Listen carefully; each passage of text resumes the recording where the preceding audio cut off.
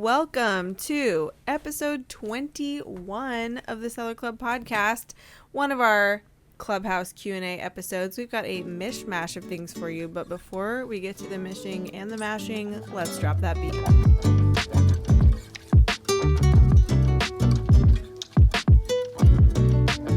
And I'm not alone in the Clubhouse. Who's here with me?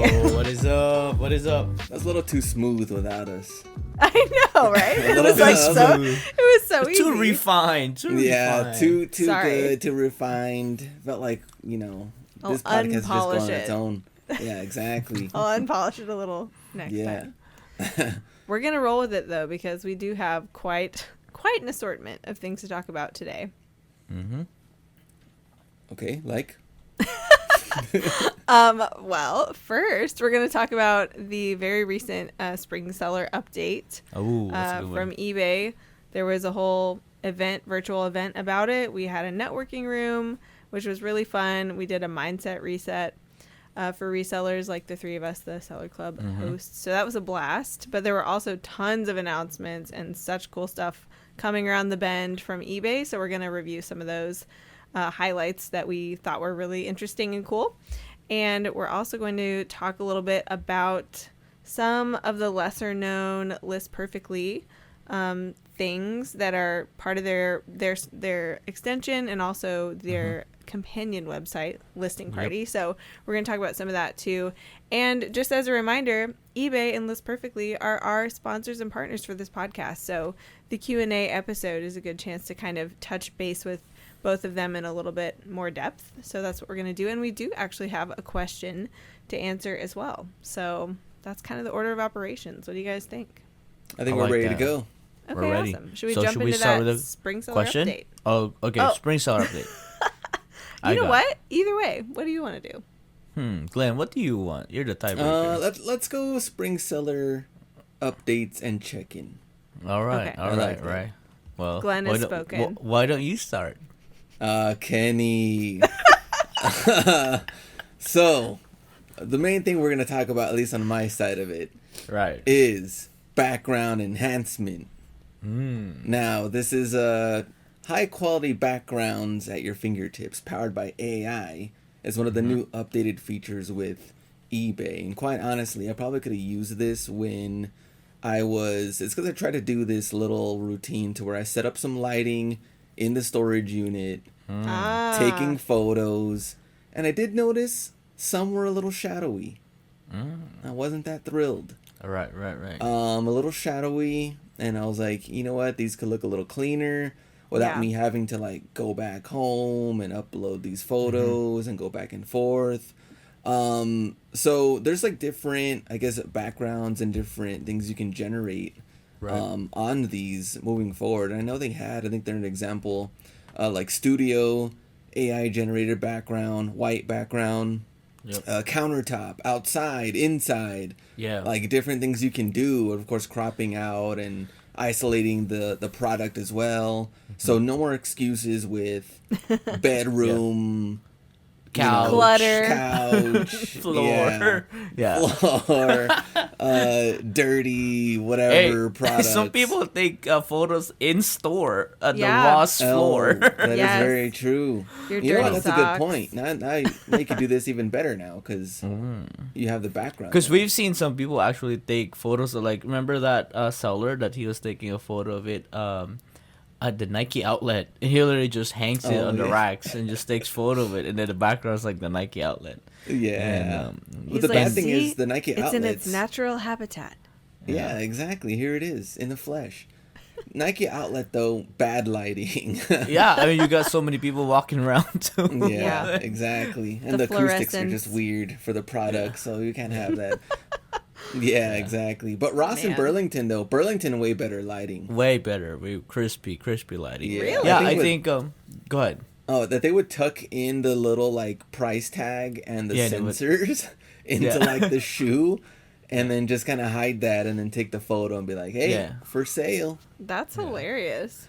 Yeah, so Brazen. I mean, talk about like, being efficient with your time. But one of the things that was kind of like answered and kind of like was a controversial take, and I didn't follow this before, that before before it was highly encouraged to use white background. So, and also that was because of the Google search, right? Right. Google preferred images that had white background, and a lot of people, kind of like commented during the announcements, like, "Wait, I thought you wanted white. Now why are you giving us all this AI generated background or, background enhancement?"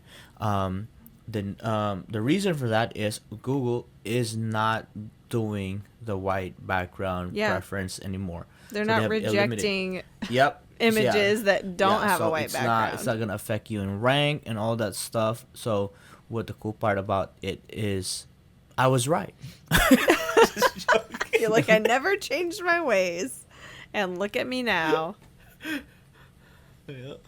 Yeah, honestly, I think the background... Yeah, go ahead. I'm sure a lot of people will have that question. Like, hold up. This is the opposite advice. But I think it's very positive, actually, to see that, eBay is rolling with the technological changes of the industry and, giving us more options when more options become available. If you're having more options of putting your item in a certain setting or whatever is actually going to help you sell it better. It's going to help your buyers theoretically, envision using this item in real life, like running shoes on a hiking trail or something like that. So there are reasons definitely for it, and it's not just like a willy-nilly like, oh, we changed our mind, actually we like colorful backgrounds better. It's not like that. So one of my favorite announcement during the update was the supercharging best offers. Yes. Obviously introduced by our homie Chuck. Good old Chuck. Chuck the man. Chuck the influencer. If you don't follow Chuck, he's really pretty funny on his Instagram reels. But it did say, it's been a thing, right? Unpaid items, eBay, we all know it's a pain point. Over time, they're trying to get it better. And I believe last year, it was finally completely rolled out when buyers send offers to us with domestically. They have that green check that when we accept it as sellers, it's automatically gonna get paid. Right. The payment is gonna get processed. So kind of like automatic payment. So no more waiting or sending an invoice when the buyer that is domestically sending us an offer and it has a green check on our end, it is automatic sale pretty much. So the other one that they're working on that they announced is when they send counter offer and we accept it. Oh, when rewind. when we send a counter offer and they accept it, right?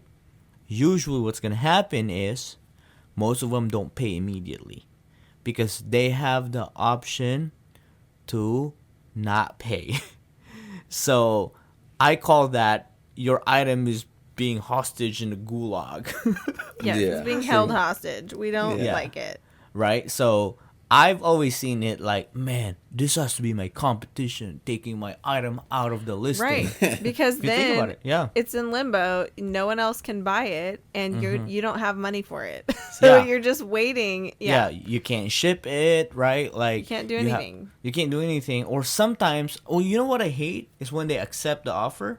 They say like, hey, can you do a better price? Or can you give me a discount on shipping? I'm like, you accepted the offer. Right. So like that's such a pain point. I mean like what I have done to circumvent that before is I actually would change the price. So when they send me a best offer, I would decline it and I'd say I'll change the price to my best offer. Yeah. Or I'm changing the price to $55, basically to what they're offering me. That way they literally have to buy it now. Yeah. Because I don't want it getting hostage. Right. But the new update says when they accept the offer, they're going to be prompted to check out. So I don't know what that looks like. Is it like when they accept, does it jump to the checkout counter right away with their payment information, asking for it, but they can still exit out of it? Yeah. The good thing is your item now, Glenn, is not being held hostage. Okay, your item, even when the buyer accepted the offer, other buyers will still be able to send offers, send counter offers, and buy it at a full price. I like that. So, in a way... Yeah, really incentivizing them to go ahead and freaking pay for it. Exactly. And I have a perfect story for it. One person wanted a 2-item purchase or bulk purchase or combined shipping purchase, and he sent me an offer, and I countered, and he accepted, and he said, "Thanks for the deal. I'll pay Friday." And I'm like, that's like a week from now, And I'm like, what are you doing? So, knowing that, I pretty much responded, okay, FYI, just so you know, item not paid yet can still be purchased by other customers. So I think that's going to be another thing for them to kind of like have that urgency to pay. Because, come on, man, we're in 2024. I know. We don't... Where else can you wait for days to pay for the thing that you've claimed? Like, yes. And we can't even cancel it, right? We can't even cancel it or anything like that. You have to wait 2-3 days or something. Sometimes I would just relist it. I understand it from eBay's standpoint, just because there are so many different ways to buy things on eBay with auctions and offers and all this stuff, and it's like, it's been around for a long time. It's got all these complexities. But what I don't understand is buyers' expectation about that. Like, as though that they haven't ever shopped anywhere else on the internet before, where you have to put in your card and pay for it if you want it to come to your house or you want to have purchased it. Like, I just don't understand people who like get their feelings hurt about it, or like whatever. It has to be like, I'm sure eBay is part of some shopaholics retreat treatment or something like that. If you can't stop buying, just send offers on eBay because you're not entitled to pay for it. I just like you feel the rush. I bought something, but I didn't pay for it. It's like, add it to your watch list, bro. Like, yeah, I don't know. So I don't understand that. That's pretty cool though. I think we're like one step closer. Yes. Come on, man. So Chuck, we got this, Chuck. One step closer. No more offer hostages. Yep. So so your items are not gonna be held hostage anymore with non-paying buyers. So a little closer, and they did say they're gonna be moving on with like the other types of purchases, like auctions. Come on, man, auctions, automatic payment and auctions. Yeah. That'll be next. Come on, I can't ask everything. I can't ask everything at the same time, but that is the thing that I was really excited about, and I'm sure you two are gonna be, are stoked to have this. Yeah. And everybody that's listening, I mean, no more hostages. I deal with offers a lot. Like, I'm sure we all do. Yep. But like, that one's gonna have a high impact. I was really excited to hear that one. And if no offers, then definitely questions on the offer. Yeah, exactly. Will you take this? Yeah. That's my favorite. People message me, what's the lowest you'll do? Or would you take this much? I'm like, make an offer. Yeah. Make an offer. Yeah.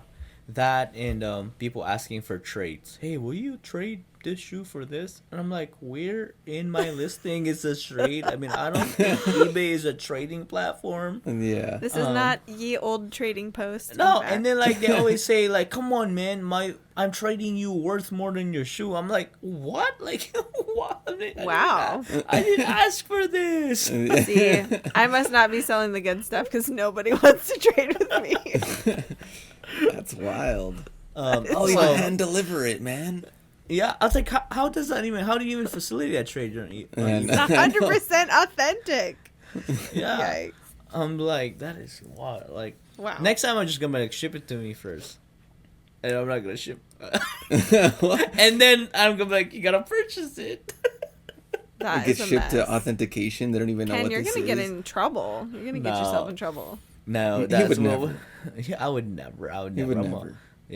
I'm He's a a good eBay seller. rule follower. I think JC would put the kibosh on that. I'm anyway. a top-rated seller. Top rated. Yeah, True. top-rated with 100% feedback. I had 101 at one point. At one point, we all. I don't know if I ever did, guys. I'm a little too sassy for that. And I don't even care. So that's the update for the best offer section. Yeah. I mean, that's always good to have an update on that. And the other one is adding items to an existing sale campaign. Yes. Love that one. Easily. Now it's way better than what you've had to go through in the old process. So the old process is you have to click your seller hub, you have to click marketing or promotions, and you have to click sales event, right? And then you have to find that campaign. Yep. Go through that, and it seems like add you're the setting item up number. it's like you're setting a whole new campaign. It looks like it, but everything's grayed out, right? And then you get there. On the far right, that you barely can even see it sometimes, it says add items. Right. And when you go there, you have to manually scroll it. And the crazy part is, it's a different filter style over there than the active listing. Yeah. So it's like, it's a different look. Yeah. So if you're not used to filtering over there, it's definitely going to be a different interface from what it seems like. Hard to find your own items. Yeah, right? And or that's all on desktop. Yes, that's all on desktop. So now, the easier way is you just go to your active listing and click sell faster. And then by then, you can add that certain or particular item to a current sale campaign. That easy, because you're already. I'm always on my active listings tab, right? Because that's how I see offers. I mean, like best offer eligible, send offers eligible, right? And that's how I see watchers and stuff like that. Which actually, now that I'm thinking about it, what actually has a lot of watchers could actually be a good trigger point to add that item to a current existing sale.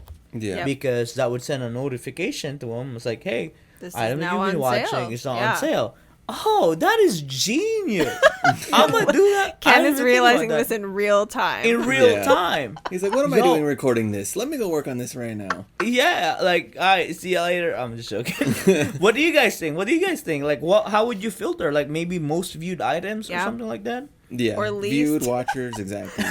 Or no, get it out no of here. watchers. Listen, No it depends watchers. on which kind of sale you're adding it to, right? Oh yeah, because it could be like the clearance pile. That's right. Well, and what I love about this is it's going to be like you can do that on mobile from your active listings, where you can dump stuff over into sales, like without having to go and create a sale or whatever, like you just described. So that is super exciting, and there's going to be other recommendations in that sell it faster. That's what you're going to see, like kind of on the left next to where like the check boxes usually are in your active listings.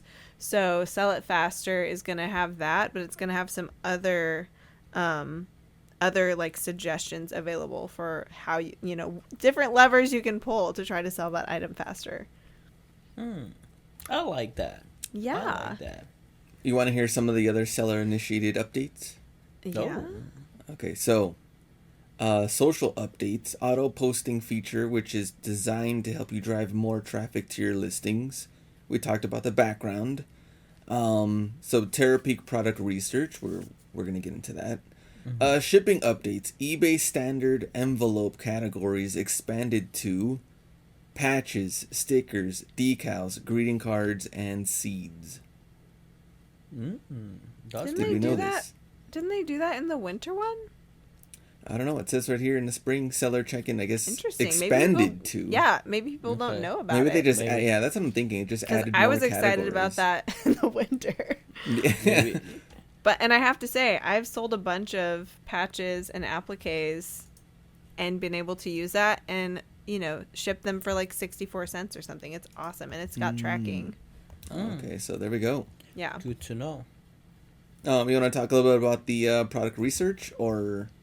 Well, actually, we are going. Well, that's Anna's. I'm gonna we buried the lead a little bit on this one because actually this is super exciting. This is our own Seller Club update.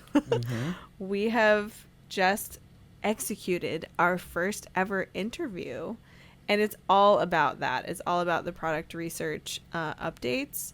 So I'm going to say let's not say too much about it. Although if you don't want to go listen to our next episode coming out after this one next week, which is going to be an interview with Shelly Ball, who is the senior product manager who talks all about product research and what used to be known as Terapeak. If you don't feel like listening to that for some reason, we are going to put links to the seller update information in our show notes today. No, they're going to have to listen to it. But Anna. Please go listen to it. Yes, I was going to say. You can and you will. I'm obviously not discouraging anyone from listening to our podcast, but hearing all about it from Shelly is awesome. She knows it inside and out. She's also a seller, and we had just a fantastic opportunity to talk to her about it in depth. So we're going to hear a lot more about that. And honestly, that was a really big update that they did go into depth about during the Spring Seller update. So is that okay? Is that too much of a spoiler? No, that's good. Okay, great. It's not a spoiler. It's more like a teaser. More like a teaser. Yeah. I like that better. Yeah. Would you rather be spoiled or teased? Both. It says both. I love it. Well, okay. So another huge update, especially for those of us like the three of us who really, care about the people who work at eBay that we know personally, and we've, gotten a peek behind the curtain into the organization. There's some big organizational changes. And we have a new general manager of U.S. markets, which is really exciting. Ken and I actually met her in Atlanta last eBay Open. There was eBay Open studio event in Atlanta, and she was there, and she was delightful. It was really cool. I had no idea she might not have had any idea either that she was going to become into this role, but now, in the Spring Seller update video, even you can see her introduction and kind of hear a little bit about her and what her vision is. So that's really cool. I think it's going to be really exciting to see what she does, because we have been totally spoiled. We've had Adam Ireland for the last couple of years, and he's been fantastic. So it'll be really interesting to see what she decides to focus on. And she's super nice, super friendly, warm person, and I think people are going to like her a lot. So yeah.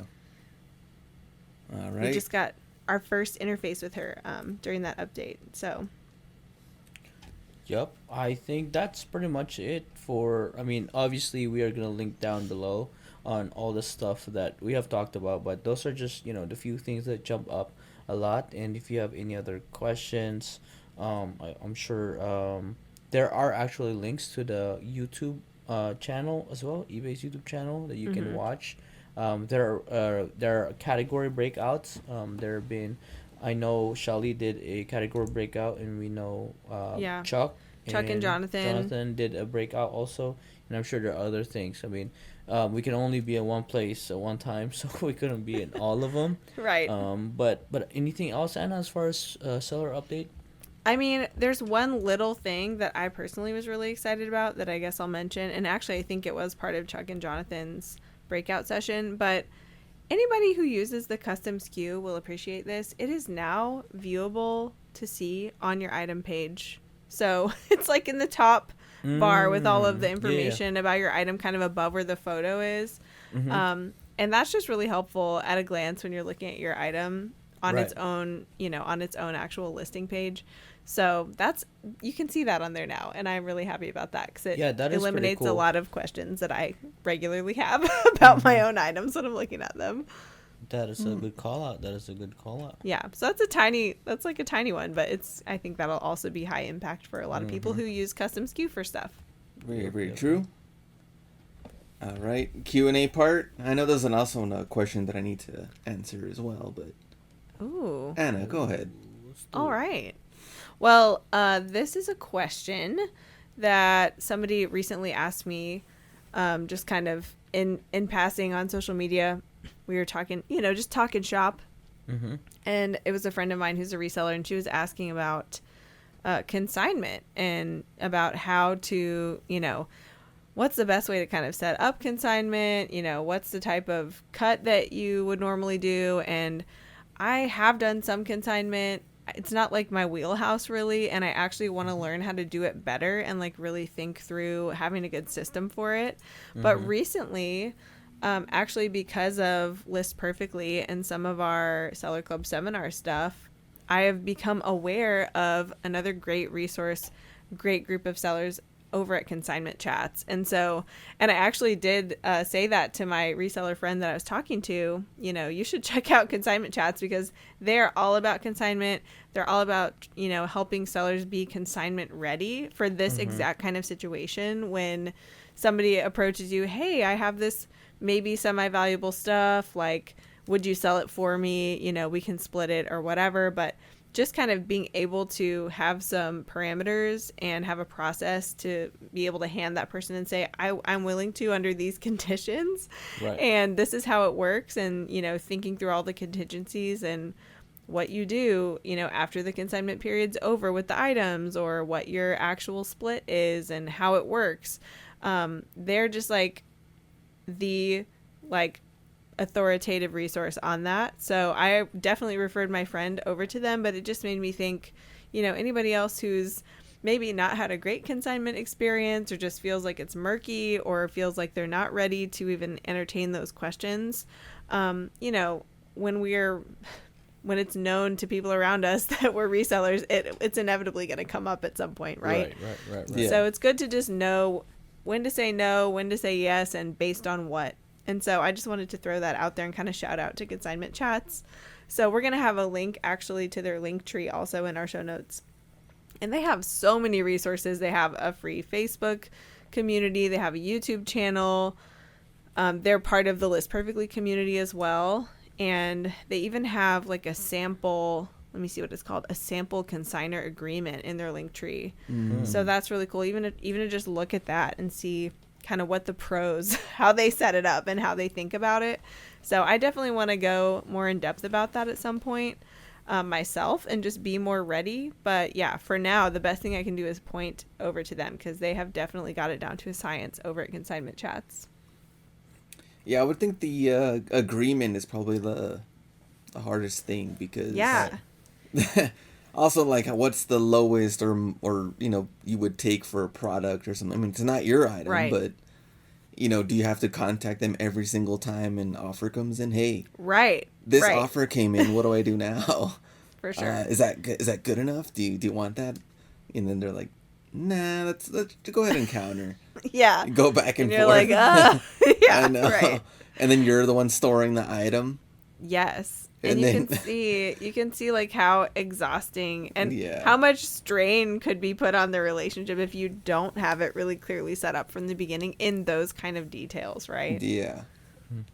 So exactly. It's a great question. That was not specifically a question for Seller Club, but I was like, this is like a real life question that applies to a lot of us. So I'm just gonna ask it. What about you, Glenn? What was the question that they asked you? So the question was I reselling during the last recession, and what did that look like? So they really saw you as somebody that old and ancient, vintage. He's always bragging about how long he's been on eBay. Exactly. So, the last recession we had financially was 2008. I was gonna say, yeah. And yes, I was selling. The housing market crash. You were selling already? What were you selling then? Back then it was kind of like simple things that I would just see as like collectible items because I worked at Toys R Us. So like, okay, did you? There was, yeah. I learned something new about you every episode. He was the employee that all resellers hated because he took all the good stuff. No. Oh, you know what? This is actually really good. So here's the thing. I actually did not like reselling or resellers when I worked there. They were the worst. Experience. They were the worst. They were just the worst. So first, I've met some of us. I believe you. Some of us. I worked. I was seasonal in the very beginning, so it was during the holiday time. And then they put me on the floor with like the boys and girls toys sections. I was in between both. I would like straighten the toys and work on all that. And then Black Friday was ugly, and you just see like people just tearing things down that you just put up, and at the worst, yeah, exactly. But there was a lot of resellers that would come in and buy like the collectible toys, like wrestling toys or Sports McFarlane figures. Oh yeah. Power Rangers. There was some collectible ones there. Different, I guess, like retro toys and things like that. There were Star Wars. Yeah, Star Wars, 100%. Hot Wheels. And so there was like, I would also unload the trucks at 3 a.m. Oh, and wow. I remember my boss. You did everything there? Single-handedly running the Toys R Us. Yeah, this was like later on when it was like closer to closer to Christmas, to where like they just needed this stuff out. So they're just like, you want extra hours? Here you go. And then my boss would be like, whatever you do, you scan these items in and don't even touch them. Oh. So like they already show you what it would be on the box, like wrestling series number or whatever. Like, don't even open it, don't even touch it. And so my manager already had like a set aside pile for the resellers that were ready to go, and they would just come in, hey, is so and so here? Yeah. And then there they are, and then they would start going through the stuff. So wow, that's why I was kind of like, so what are these guys flipping this for? So then I would look some of them up, see what they're selling for on eBay. They're making way more than I was, and I was here unloading a truck at 3 a.m. And so that's what I was like. And that's where his rage took root. I'm not doing this right at all. And then they moved me to video games when they hired me after the seasonal stuff. So video games was pretty cool. But also, what a sweetheart deal for those resellers to come in and go through everything in the back. Oh man, this manager got hooked up big time from these resellers. Yeah. I don't even know what else I could say on the podcast, but wow. You can tell us about it off air. Yeah, hooked them up big time. But anyway, back to our question. I'm just gonna be preoccupied thinking about that the rest of the episode. 2008. What I did notice about reselling 2008 was that pre-owned pretty much owned the market during that time. Nobody was really buying, at least that I could tell, a lot of like brand new items that were obviously seen as overpriced. I think everybody was trying to cut cost any way they could. If it was pre-owned, especially on the clothing side of it, any sort of deals from that, I think people were always looking on just scoring the best deals they can. It just didn't make sense to overspend. And the difference is, though, now is that I think there's just so much more inventory out there on new and pre-owned. Obviously, we know prices have gone up everywhere. And then there's so many different platforms now, too, to find items that are dirt cheap. I mean, no one's saying they're the greatest quality of items either, but you can get them for cheap. And then now, like, free shipping for everything on, different platforms. Or so I think it's just a totally different time. But during that time, that's what I noticed the most was pre-owned. Pretty much reigning supreme at that time. So, what would you say now? Would you say right now we're in a similar recession? I wouldn't think not compared to 2008, but people are obviously still struggling right now, though. So what would you say? I would say the struggle is real for sure. I don't know. I feel like I'd have to look at a bunch of data to like truly compare them, but and I wasn't reselling during that time, so it's hard to think back to that. I was actually like a very broke college student at that time, so it was all the same to me. I was true. like, could never feel it because I was in it. Yeah, but yeah, I feel like just even actual metrics aside, the perception that at least the people I'm in contact with have about the state of the economy and their own financial security and job security and stuff is like not great at the moment, you know? Like, I think the impact of it is real. Definitely making a difference in people's spending. Well, I think also now is like we're in the highest credit card debt ever. Mm-hmm. Yeah. So that's for sure a big thing. Also in 2008, not everything was a collectible. Oh my gosh, so true. Oh, that's true. You know, everything now is like, everything's limited. Everything's rare.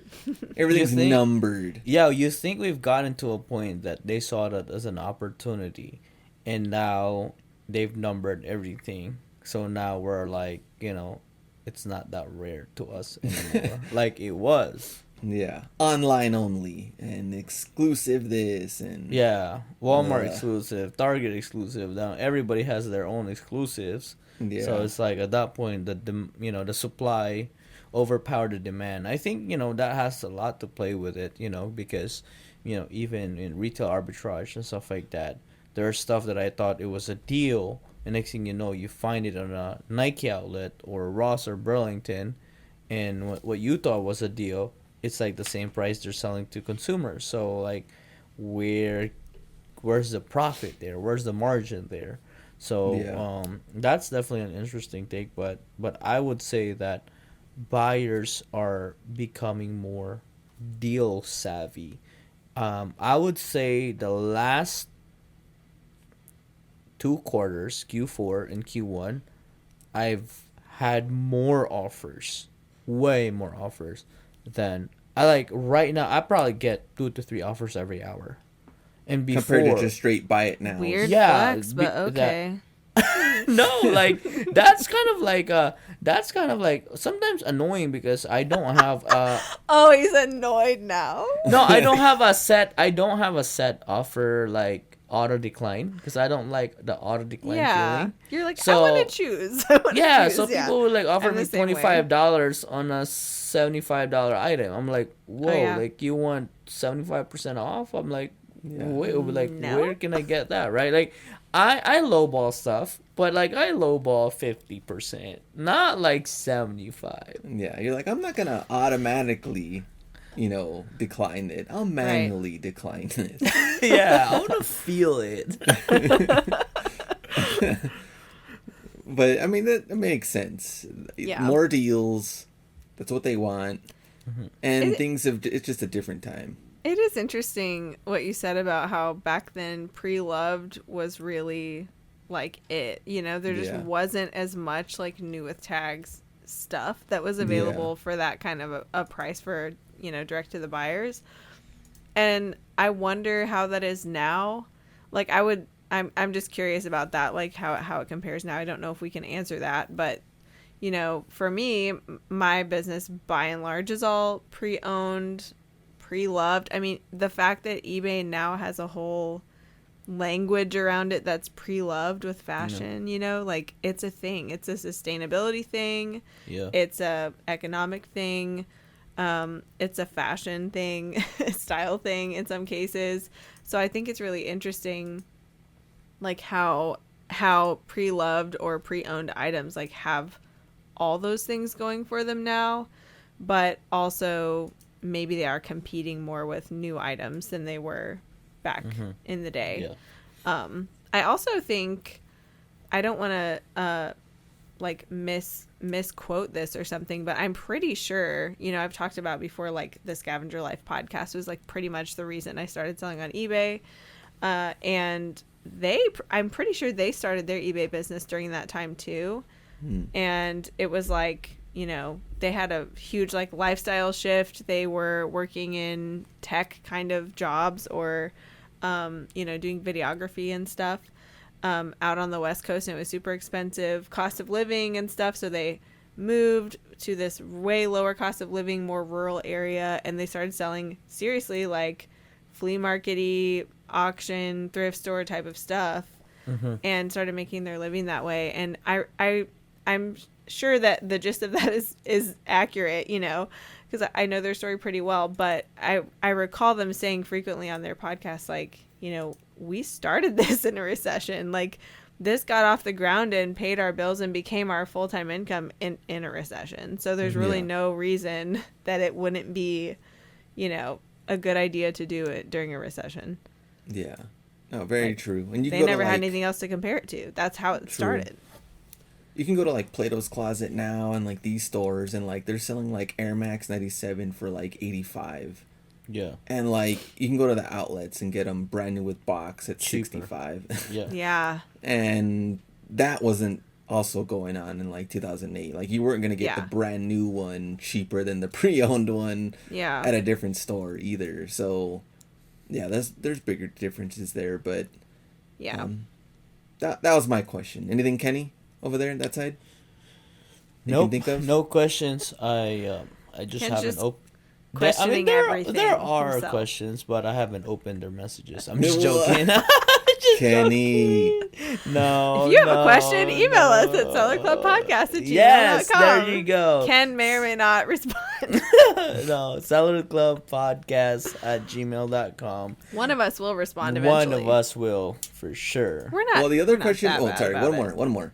Another question that I did get, which was kind of recently today, that was because of the TikTok news, was like how, let's say they do ban TikTok, how would that affect selling and reselling online when it comes to maybe like eBay, Amazon, whatnot, and things like that? Because a lot of people are, of course, buying and shopping on TikTok. So what would that do for the market in general and for these other platforms? I don't buy anything on TikTok. I actually don't even have TikTok, so neither do I. I don't know how that looks, but apparently they're doing really well on that's what I hear. On the business side. So I heard like it's only like 2% fees, like just processing fees right now. I don't know. Never tried it. Like live selling on TikTok? I don't know if that's live selling or maybe it's just or maybe it's like promoting other people's, because you can promote like a product there or something like that, and kind of like affiliate, right? Like I have this coffee mug and then the link is here, so I guess you could make. I mean, I think there's both, because I think live selling is on there too. Yeah, there's both. Yeah, for sure, there's both. Yeah. So what do we know, Glenn? We don't have TikTok. True. I know. What do I know? I'm just kidding. I super don't know. Please inform me. But I think in general, though, I think the business of it would be a huge loss for the people that do make money off of that, and influencers or, foundations, organizations, things like that would be huge. So I don't know. I didn't mean for this to be a segue, but what an argument for cross-listing if there ever was one.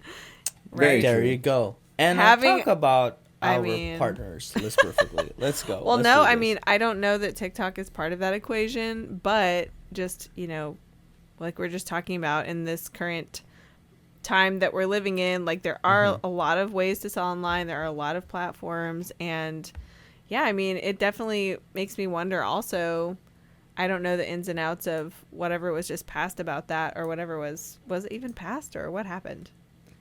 It still has to go through the full thing, but gotcha. It could take another like 3-4 months. Yeah. Right. Gotcha. Okay. Well, just the fact that it touches some form of online selling might have ramifications for other forms of online selling, and so I didn't really think too much about that until right now, but I feel like that's a good reason to be a little diversified, because the first thing I was thinking about that, like your question, well, how's that going to affect those people who sell that way? And my first thought was like, well, it's good to be an eBay seller. That's not under any kind of scrutiny in that way, from that legislation or whatever. But I feel like that whole cross-listing thing has a case to be made in a world where maybe certain platforms are going to be more vulnerable to stuff like that.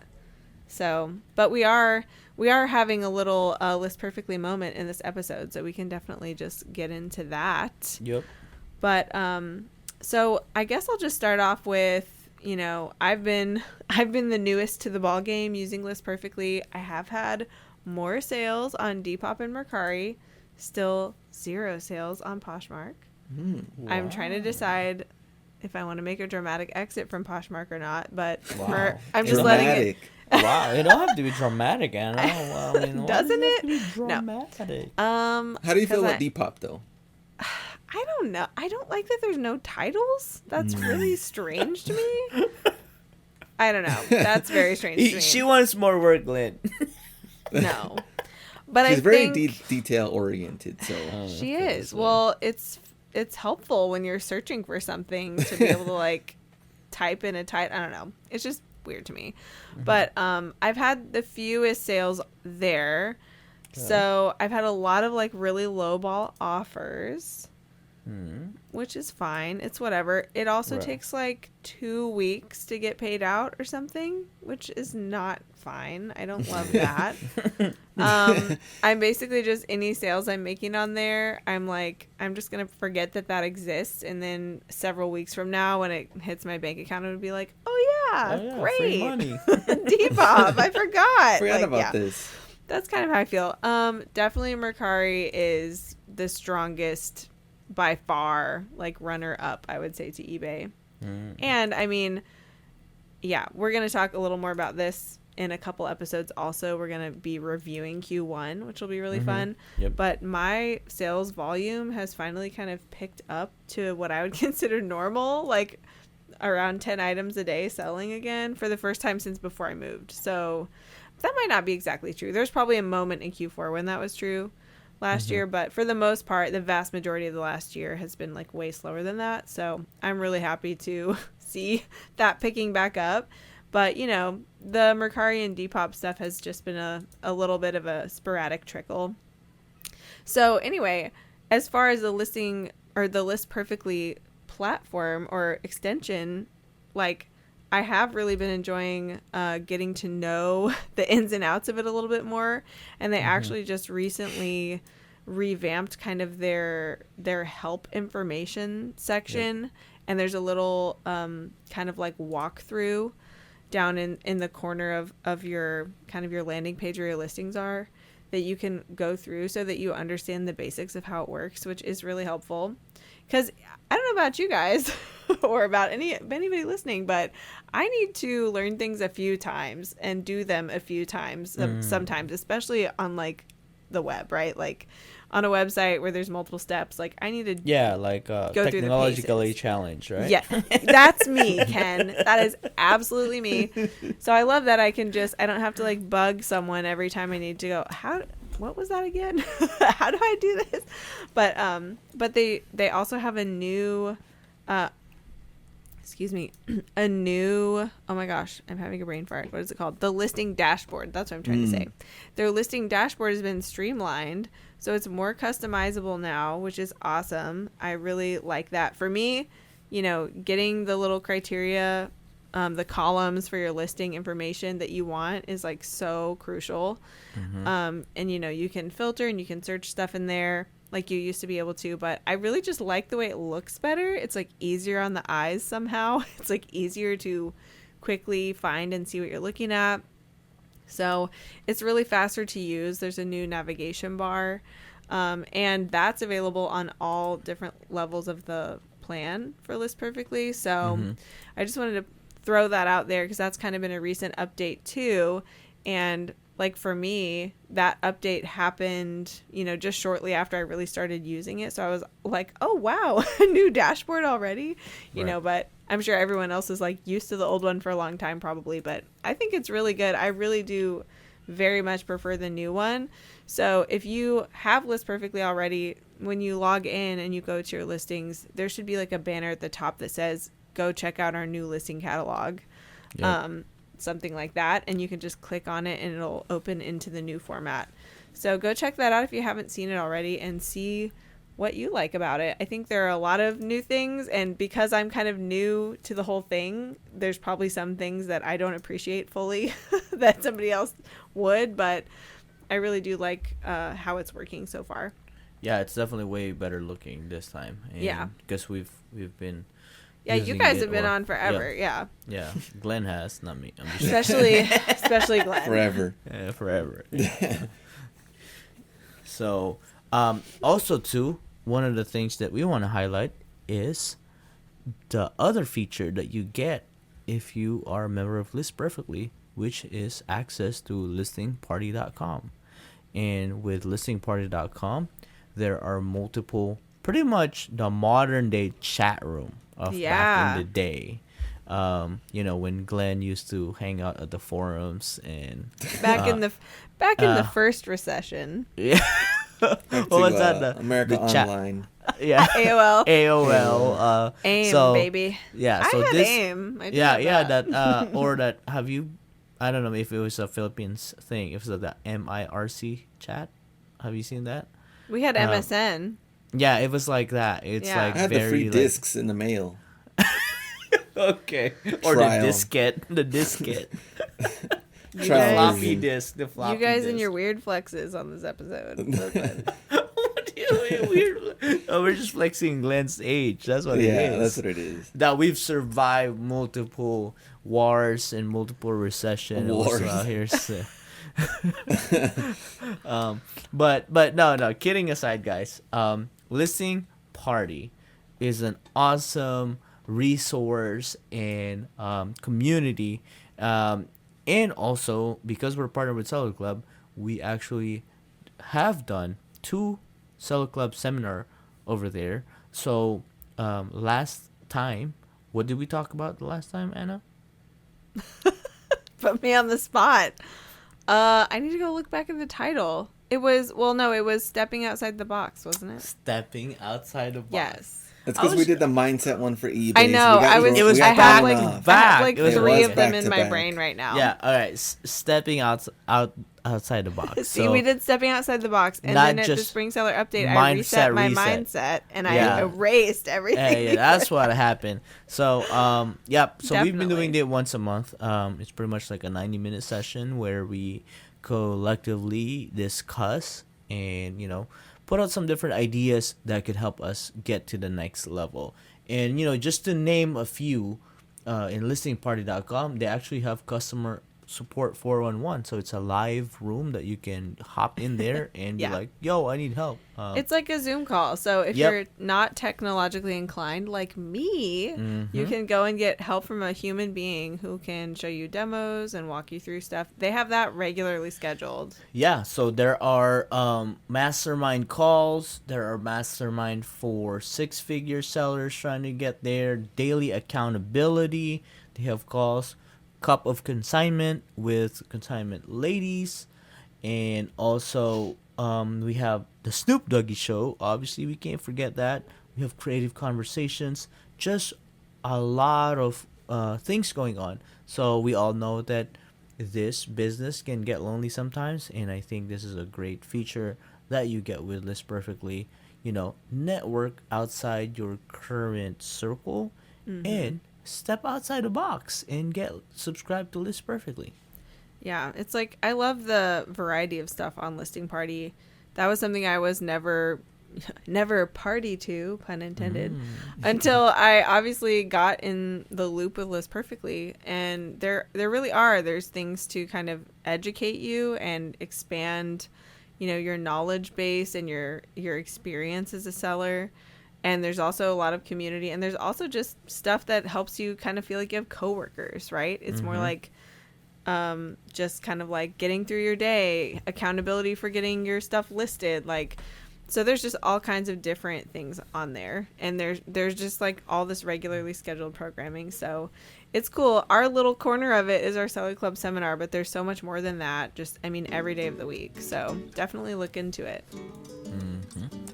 Alrighty, and also guys, we just want to remind you that we are also partnered with eBay. Make sure you follow eBay for Sellers on Instagram as well, and stay tuned. Next week, special episode interview with the eBay's senior product manager, Shelly Ball, for product research, formerly known as therapy. So that's going to be an exciting episode. Big interview. Yep, exactly. We're sending Anna someplace to just talk with eBay. Yes. But it's Seller Club correspondent. Seller Club, exactly. I'm live on the ground with Shelly Ball. Exactly. So I think guys, let's end this podcast, and I think that is a wrap. That's right. Please send us your questions. We have a Q&A episode every month, and we love to answer your questions. We are out. Peace. Bye. See ya.